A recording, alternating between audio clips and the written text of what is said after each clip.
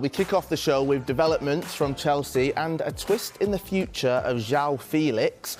Dave, what's the latest on this one? Moving closer today, Chelsea in advanced talks with Atletico Madrid over the signing of Joao Felix. Manchester United and Arsenal, as we've been talking about, had been interested in the player, but the numbers just became a little bit too big for them, and they're now looking at other targets.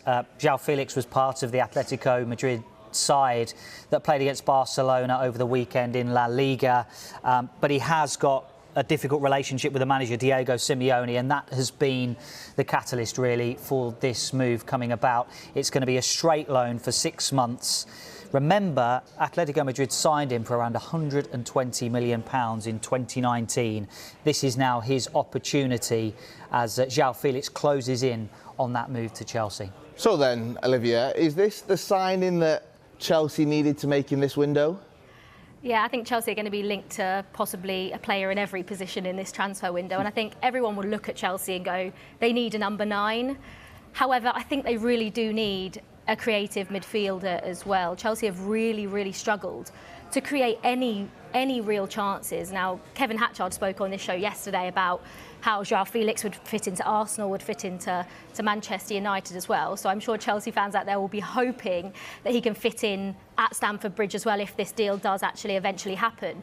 The one thing I would say is that he is very similar in stature to Kai Havertz. You know, Kai Havertz is playing as a number 9, but for Bayer Leverkusen played as a number 10, almost out wide.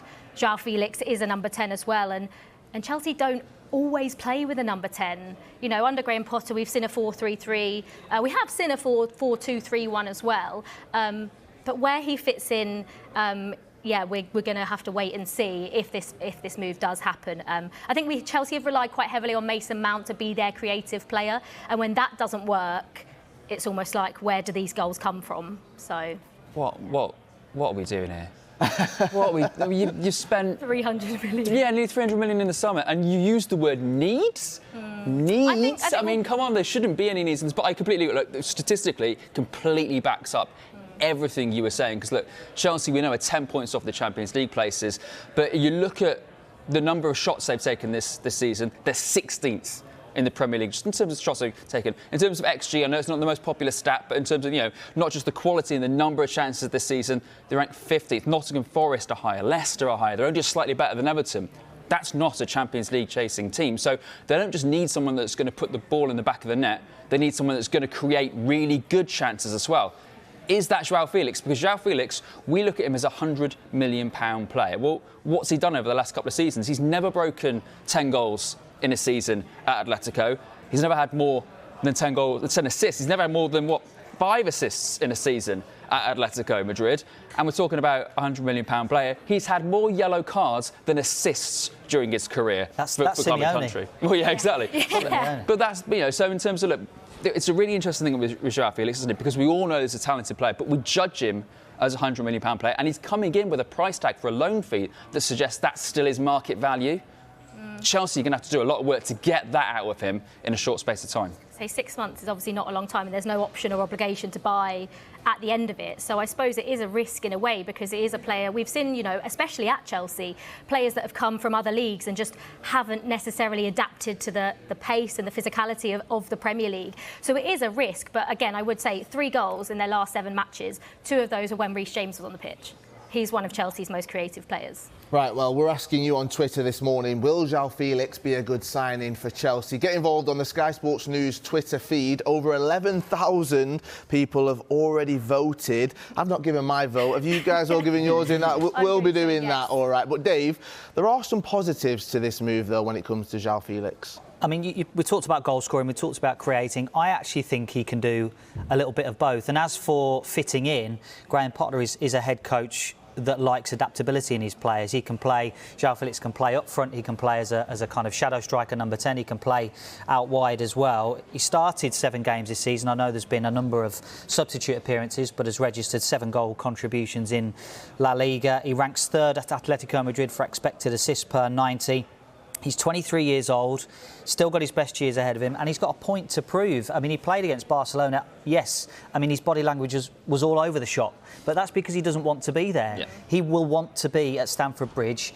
This is his chance to show the world that he is a £100 million player. And you saw him in the World Cup. I was actually quite impressed with Joao Felix in the World Cup. He really wanted the ball. I mean, it was a stark contrast in body language at the World Cup than it was in that game against Barcelona.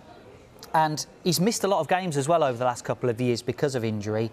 Now he's back fit. There seems to be question marks over his physicality maybe, but actually at the World Cup I thought he looked really robust. I thought he was able to bounce off players, run through players, and he was actually looking quite impressive. So this is his chance. This is his time. So it's a big pressure on him, but he wants to be at Chelsea.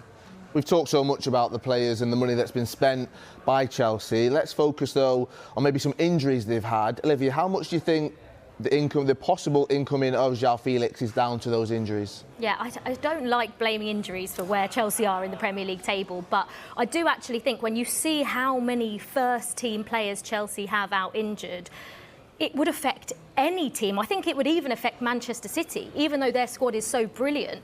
When you look at those players that are out injured, a lot of them would be first-team starters. We all know the impact of Reece James, and even when him and Ben Chilwell aren't playing down the right and left, there's no balls coming into the box, and that's something that Chelsea have relied on over the years, is Reece James whipping the ball in. But also more recently, in Raheem Sterling and Christian Pulisic, two players who have started and Graham Potter's quite liked. Both went off injured recently. We don't yet know the extent of those injuries, but that's now two less players in those attacking positions that Chelsea have. And the top four, I would say, is still an aim, even though it's probably unlikely. But there is still a lot of football still to play between now and the end of the season, although there's a lot of teams fighting for those positions. But it's not out of the realm yet, I don't think, for Chelsea to get top four, although very probably unlikely. But those injuries would affect anyone. I think especially those injuries to Christian Pulisic and Raheem Sterling are probably the reason why Chelsea have come in for Joao Felix. Dave, just before we move on, just on those injuries, I mean, looking at that very long list, you're not going to feel sorry for Chelsea, but, you know, it doesn't look good, does it? It doesn't, and I think it probably ramps up the pressure a little bit on Todd Boehly. This is probably the most pressure he's been under since he took over Chelsea. He's been sporting director. I mean, Thomas Tuchel talked about him helping to run the club over the summer, given the lack of experience in football that Todd Boehly had. Now they're starting to bring in the recruitment team of Christopher Vivell. Paul Winstanley is there as well. Carl McCauley's part of that recruitment team. There's more to come as well. So those guys are getting their feet under the table. Have those players that Chelsea have signed already been identified by them? Or are they going to be planning for future transfer windows? So, I mean, that injury list was shocking, wasn't it? Absolutely shocking. Is it a coincidence? You just don't know. How can you have that many first-team players out injured at the same time? And obviously, Reece James, Ben Chilwell, Wesley Fofana now, they all sort of come back, play for a little bit, then get injured again. And they're so important for players. Chelsea are an entirely different team with those players on that list in their first team. Still had up front in the last game there when they were poor at the weekend. They still had Ziyech, who was excellent at the World Cup. Still Havertz, who is, we all know is a talented player. Then Mason Mount playing further forward, who's not a bad player. Yeah. They had two exciting youngsters in Chukwuemeka and Hutchinson on the bench. But no, exactly. Yeah. A lot of Premier League managers go, I'd love to have that. Yeah, I'd love to have that problem. Give me that front line. So.